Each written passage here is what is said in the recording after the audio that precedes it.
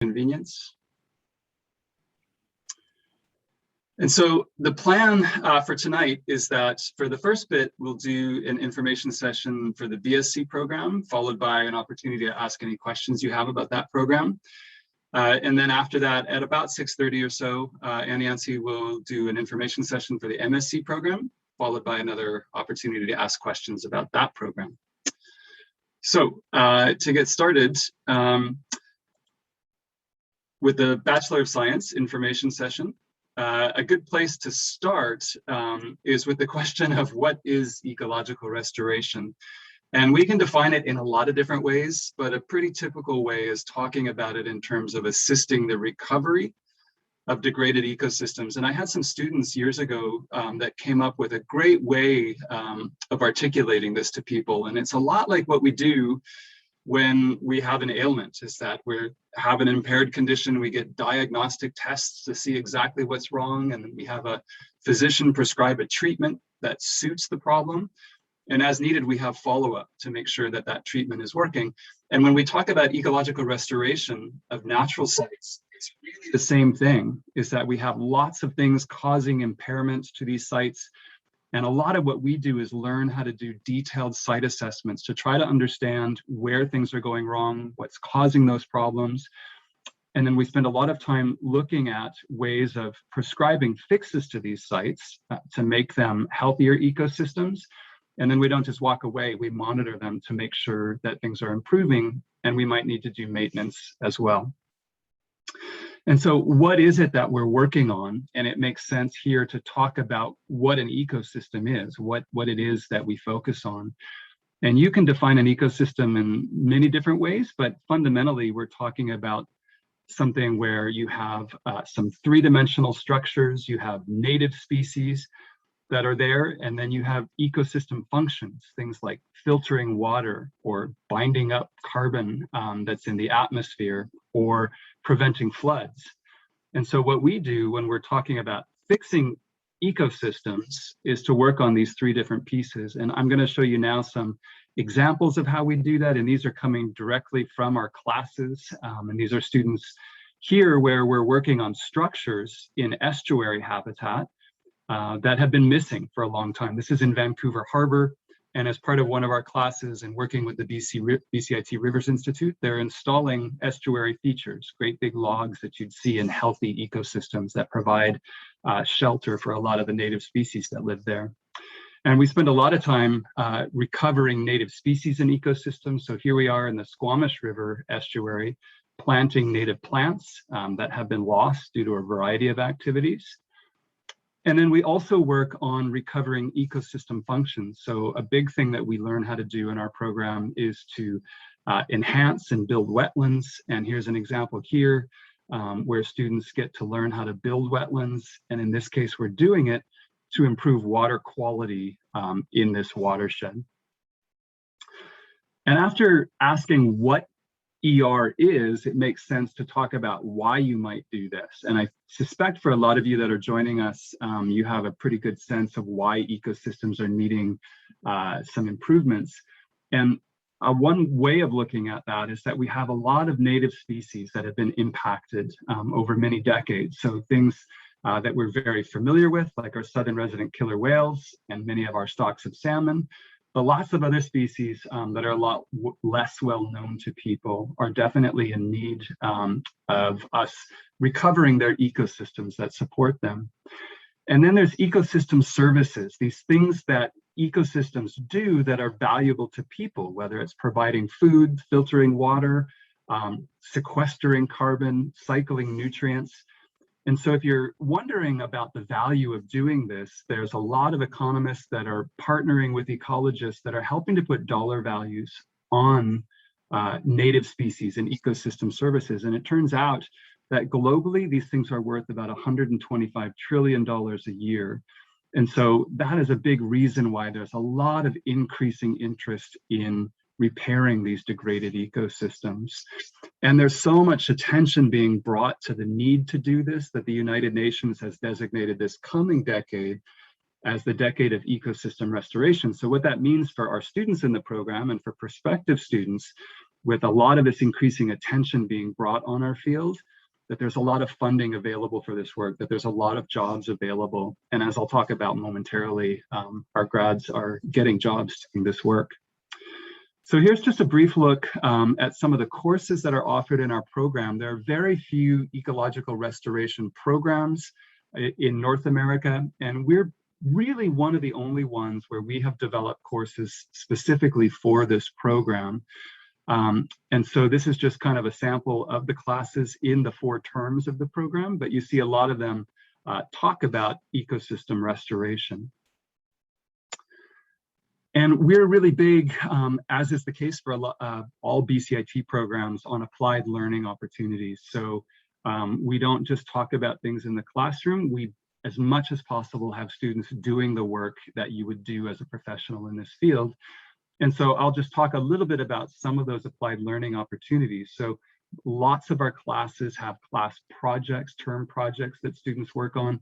For instance, I teach a first term course called Planning for Ecological Restoration. And in that class, students are working in small groups to develop restoration plans for a site with Metro Vancouver in one of their regional parks. And so what we do is we pair with them and they introduce us to a site that needs improvement, but they don't know exactly what's wrong with it or how to fix it. And our students learn how to do a lot of these site assessments to document what's gone wrong with the site, what's causing the problems.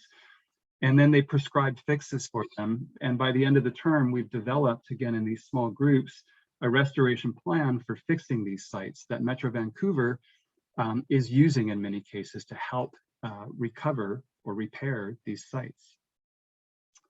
We also do a lot of class field trips. And so as one example, here the students are, again, pairing with Metro Vancouver in a regional park to learn how to build fencing out of natural materials that's designed to reduce erosion, the loss of the stream banks along this stream here.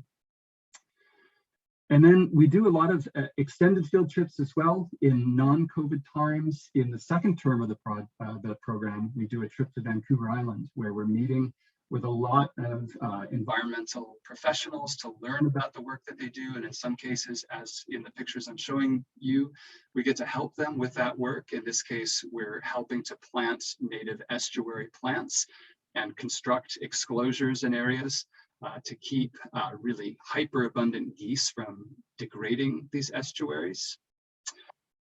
And we also, every fall, have a wetland building we do. And this is some aerial footage of one of the sites that we have done this, Logan Lake in the interior, where we've partnered with the Ministry of Environment, so the province, as well as the District of Logan Lake and some consultants to help build wetlands in this area. And we're building them to help improve the quality of this site. But at the same time, this is also really focused on students learning how to build these wetlands and why we build them. And so this is an aerial view of this site.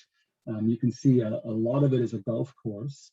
But over the course of about nearly 10 years now, we've built about 26, 27 wetlands that have made a lot of progress in terms of improving the water quality in this watershed, as well as providing habitat for native species.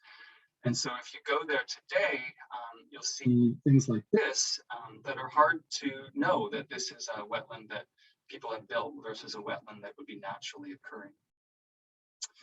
And then probably the pinnacle of what we offer in terms of applied learning opportunities is that in the second year of the program, students work in small teams on what we call their applied research projects. It's a capstone project that they work on for the entire year. And they work usually in the Lower Mainland on a degraded site, partnering with a professional sponsor, in which, again, they develop a restoration plan after doing lots of site assessments for this. And so here's an example of a plan that one of our teams a few years ago did with a consulting company, Balance Ecological, in Alder Grove Regional Park. And in a lot of cases, these plans have been done so well that the professional sponsors have used those plans to secure funding in order to do restoration work. And in this case, the students were even employed by the consulting company to help improve this site. And if you go there today, this is what you see. It's a former agricultural site that now has a lot of benefits to native species, including endangered amphibians. And so another applied learning opportunity that we have is that we co-sponsor with some of our professional colleagues a few summer internships where students get to work for these professional organizations and get a lot of additional hands-on experience in the kind of work that they do. We have done that with the Delta Farmland and Wildlife Trust, for instance, and Ducks Unlimited Canada. And really an immense strength of our program in terms of delivering this applied learning opportunities is partnering with our professional colleagues. And this is just kind of a short list of a lot of the organizations that we partner with. And this means that we may have field trips in which we're learning about the work that these people do, the places that they work. We might have guest lectures where they come in and talk to us. And as I mentioned, it might mean that students partner with them in developing restoration plans. And I think the key thing, whether you select this program or any other program, is to try to make sure that that program is going to get you gainful employment. And that's indeed why a lot of people come to BCIT. And if you go on our website, you'll find that there's a tab that says graduation and jobs, and you'll find some statistics on what our graduates are doing, our recent graduates. And the employment rate is very high, 94% employment, 87% full-time employment, and the reviews of the program generally have been really, really strong. And one of the things that I'll point out is that our program is called Ecological Restoration. And a question that many might wonder is, what kind of jobs would this prepare me to do? Is this a very specialized field? And the short answer to that is that it's not at all. We have students that have gone on to work in all different sectors. So government, working in environmental branches of First Nations, as well as nonprofits like Ducks Unlimited or the Nature Conservancy or the Nature Trust of BC, as well as in consulting. And more than that, the students have worked in a lot of different disciplines. And so some of our students will work in wildlife or fisheries, some will work in outreach or education, some in policy, some in land management. And so our program is really designed to make students employable in the environmental management, environmental sciences generally. And we've been very successful at doing that. Another thing that you should be thinking about if this kind of work appeals to you is the additional credentials that will allow you to kind of be a professional biologist. And there's a designation called the Registered Professional Biologist Credential. And in the next few years, this is going to be a credential that almost certainly is going to be something you have to be a practicing biologist in BC. And there's a number of requirements, but really the most onerous requirements are the academic requirements. And about 2 years ago, we were approved for our program combined with our diploma program, the Fish, Wildlife, and Recreation program, as meeting the academic requirements. And so if doing this kind of work is of interest to you, I'd strongly suggest looking at the website, and they'll tell you what the academic requirements are. Our ER program goes a long way to getting you those academic requirements, but there'll be a few additional classes that you need. Another credential that we were just successful in getting last year is something called the Certified Ecological Restoration Practitioner. So this is the only designation in the world that's specific to ecological restoration. And this being the decade of restoration, having this kind of credential will be really, really valuable in getting work in this field. And after completing our 2-year program, our BSc program, that satisfies all the academic requirements so that you're able to apply upon graduation for getting into the stream to get this designation, the Certified Ecological Restoration Practitioner. And so let's just talk a little bit about what the program looks like, how you get into it. So our program is a year 3, year 4 program. And so what that means is you have to have at least 2 years of undergraduate work to get into our program. And there's a few different ways you can do that. One is that you can take one of our diploma programs in our departments, the Fish, Wildlife, and Recreation one that I just mentioned, or the Forest and Natural Areas Management, and that automatically gets you entry into our program. We also have an articulation rather with Selkirk College diplomas, as well as one at Lakeland College. And so these are really good pathways for getting into our program, but they're not the only pathways. So you may have done a diploma at another institute, and that's fine. If you have that diploma, the key thing that we look for is an introductory statistics class. And that's another pathway to get in. And in fact, you don't even have to have that diploma credential as long as you have at least 30 credits at the 100 level or greater and 30 credits at the 200 level or greater, including again that statistics class. You can, with that kind of background, you can also apply to get into our program. And then our program has two different ways that you can complete it. You can complete it on a full-time basis. And if you do that, you'll finish the program in 2 years, and you do it with a cohort of 25 students. So we're a pretty small program, allows us to be very applied in nature, to spend a lot of time with students, or alternatively, you complete it within 7 years. And this has been a good option for some students that would like to do this while they continue to work part-time or full-time, or for students that have other obligations. So you can do it on a full-time or a part-time basis. And then in terms of some of the costs of our program, you can go online to see what tuition and BCIT costs are. Over and above that, we don't require a whole lot. We do a lot of programming outside, so there's a need to have outdoor clothing and personal protective equipment, all pretty modest costs. For these overnight trips that we do, we subsidize those very heavily with our budget.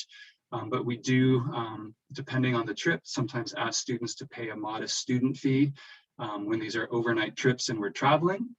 But for the 4 trips that we typically have had in pre-COVID times, that hasn't amounted to more than $700 for the 4 trips total. We don't require much in the way of textbooks. Mostly we're providing the readings and the materials for you. And then we do ask students to carpool to very local field trips, which is not to say that you need a car for our program. We have lots of students, as well as departmental vehicles where we can offer rides as well. We do have, and this is, there's a lot of financial assistance out there. This is just financial assistance that we offer to our students from our program. And so based on financial need, we offer 2 bursaries, one for $10,000 and one for $500. And we also offer 3 scholarships based on academic achievement, 2 for $5,000 and 1 for $1,000. And both these financial need and academic achievement awards are things that are awarded between the 1st and 2nd year.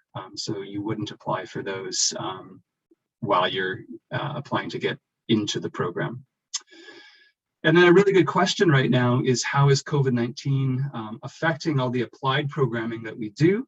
And we're really happy to have been able, even last year when things were a bit more challenging, to have done what we call blended delivery. Some of the learning was done online, but we were still able to do, as the picture shows here, a lot of in-person programming where we're doing a lot of that hands-on skill development in the field. And this year we're back to in-person programming. We're wearing masks, we're sanitizing, we're being very careful, and things have gone very well. And we're continuing to do, again, the in-person applied skills as well. And so I think with that, I will stop for the background for the BSc program, and maybe just quickly check in with people to see if you've got questions that you'd like to ask of me. If you want, you can unmute yourself and just ask away, or feel free to type a question out in the chat box. Alternatively, you can email me as well, and we can talk by email or even set up a separate meeting if you have questions. Hi, Eric. I have a question. You bet. Shoot. How does the part-time study work? And do you have any comments on those that would be looking to study part-time? I don't really understand how it would. Yeah. How it'll work really. So what happens is for our part-time students is they basically take anywhere from In some terms, it might be 0, but in other terms, it's 1, 2, 3 classes. Right. And so what it means is that instead of moving with this small cohort and you're just taking classes with that cohort, you're wrapping the schedule around other things, whether it's work or other obligations you have, and taking usually 1 to 2 classes at a time.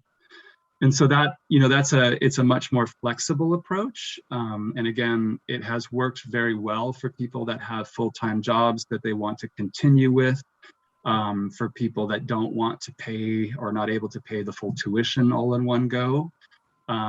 There's also benefits of doing it full-time though, in terms of when you do the full-time tuition, you're going to pay less over the course of your degree, because when you're paying on a course-by-course basis, BCIT charges you a little bit more. But in terms of, what I think, other than the money, what should really matter to you is what you're learning. They're basically the same. And if you decide to go that way, what we do is we just sit down and try to map out a course of study so that you're doing it in as little time, in as few years as possible. Does that address your question, or anything else? Yeah, and so the classes, would they still be at BCIT, or is it online? No, so as a part-time student, you would just be taking classes with the full-time students. Okay. So yeah, same classes, same instructors, same learning outcomes, same opportunities. It's just taking them over a longer period of time. Okay, and is it possible to see like the timetable of like an example of like what the guys are doing now? Is that possible at all to see what the sort of lectures look like, times and stuff? So sorry, can you rephrase that? Like what? Like how often are you in the class, or is it all online, or like? Yeah, so we're doing very little online right now. Okay. We do have in the 2-year program a couple of classes that are taught blended delivery, because it's so that's like part online and part in person, because it suits the curriculum for those classes. But everything else is in person. Okay. And in terms of how we spend the time, I mean, at BCIT, one thing to know is that unlike in a lot of universities where you might meet 2-3 times a week for a class, we meet once per week for an extended period, which is something that really helps us deliver on these applied learning outcomes. It allows us to do field programming, field trips. And so from class to class, it varies. Some classes might spend, a third or half their time out in the field. And some will spend less than that. But yeah, we're fully back in person. Cool. All right, perfect. Thank you very much. Mm-hmm. I guess I just had a quick question. Go ahead. Yeah. I saw those diploma programs that you said like that you basically needed to get into this particular direction. My science background, like academically, is quite limited. I'm more interested in this due to my own personal kind of passions. So I guess my question is, do you have many people coming from arts or business backgrounds that go on to, I guess, successfully complete this program, or is it? Yeah, so, I guess there's 2 ways of answering it. So, you definitely can in that alternate entry model, again, as long as you've got at least the 60 credit and an introductory statistics class, you can certainly apply and qualify to get in. One of the things that I really suggest, and actually if you're applying that way, one of the things that we do is set up a little discussion. It's not really an interview, but online they call it a pre-entry assessment. And it's basically just a chance for you and I to look at your transcripts and to talk about A, do you meet our requirements? And B, might there be an additional class or 2 that you think about taking to help you get more out of the program?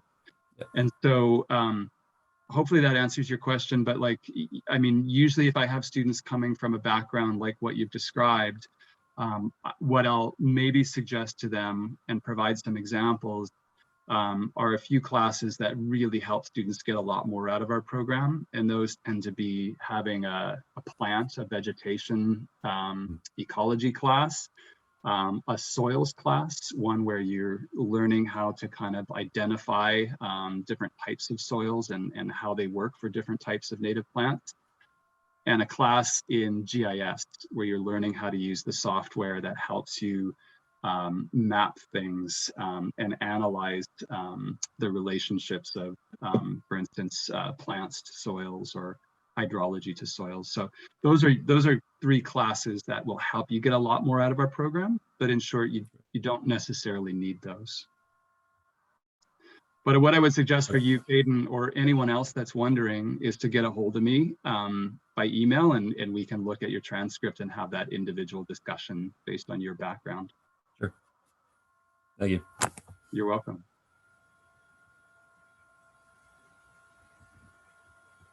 Other questions? Just a really quick one before, is a permanent resident considered an international student or not? I don't think so. Giddy, are you here? Can you help with that one? I didn't think so either, but I wasn't sure. Yeah, I think you're not an international student if you have permanent residence. But Giddy, Can you repeat the question again, please? If I'm a permanent resident, am I considered an international student or not? No, if you're permanent resident, no.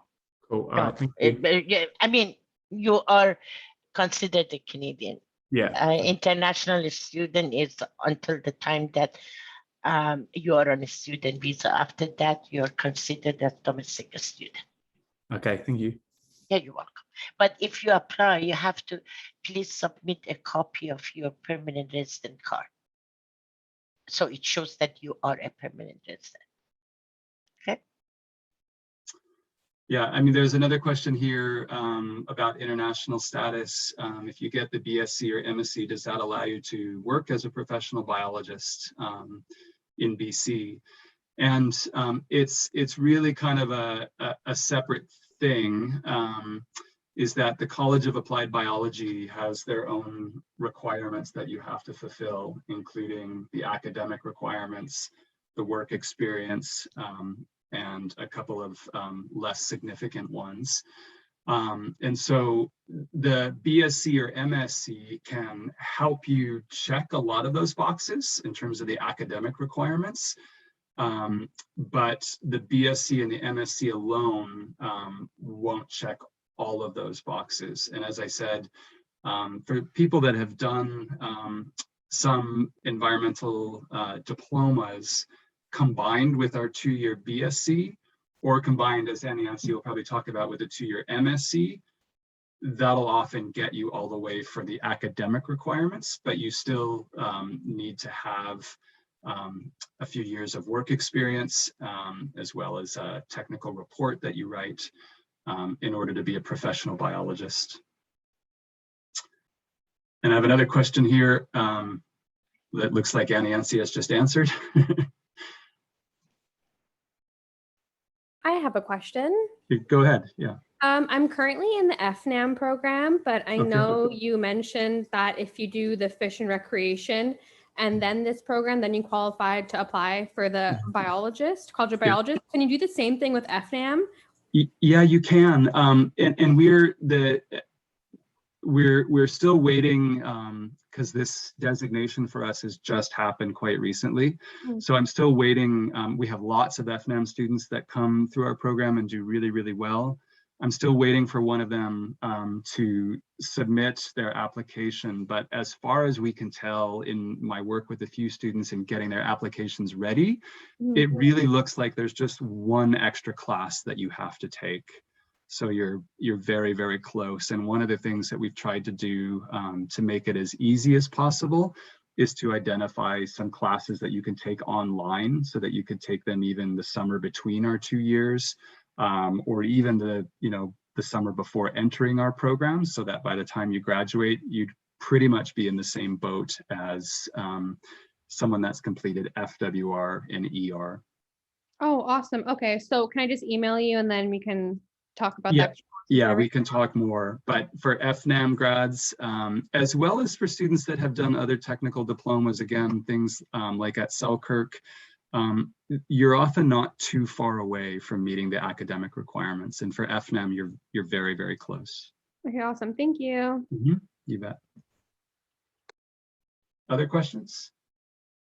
I think we're getting close to the handing off of the baton here.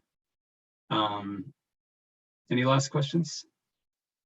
I just got here, so I might have missed a bit, but I was just wondering about your co-op and field sort of work experience as part of that program. Yeah, so we don't have a formal co-op program. We do co-sponsor with some professional colleagues a few summer internships, where we're paying half of the salary for the student and the professional organization is paying the other half. So we don't have a formal co-op program, but then we do have these capstone projects that students work on in the second year of their program, where the experience that they're getting in those, as well as in, frankly, most of our programming, is quite like what you would do in a co-op. You're doing what professional environmental scientists would do. So does that answer your question? Yeah, pretty much. Okay, I think you've got my email address here. Please don't hesitate to reach out with questions, but I will go ahead and turn it over to Annie Yancey now to talk about the MSc program.